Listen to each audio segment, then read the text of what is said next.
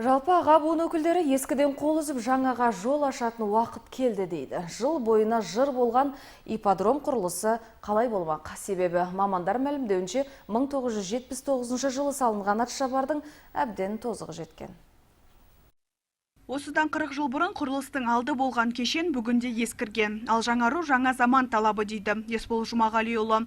Сонымен қатар миллионды мегаполис үшін қала қасбетінің маңыздылығы тағы бар.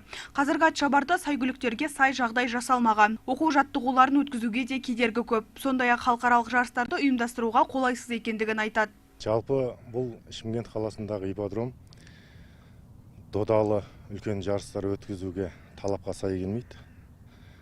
Енді жаңадан заманауи стандартқа сай келетін, бүкіл талаптарға сай келетін ипподром салынса, нұр үстіне нұры болар еді. Өздеріңіз көріп жатсыздар ғой, мына ипподром әбден ескірген, тозығы жеткен, орындықтардың бәрі шаршаған.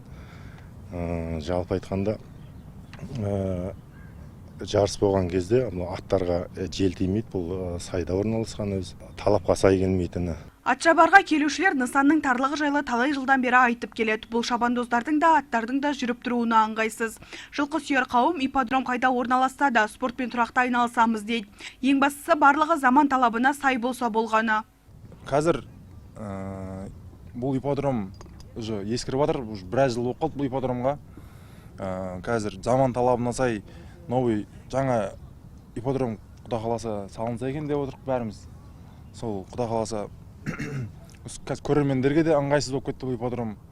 Отыратын орындар сәл шаршап, жаңа заман талабына сай ипподром салынса екен деп отырық.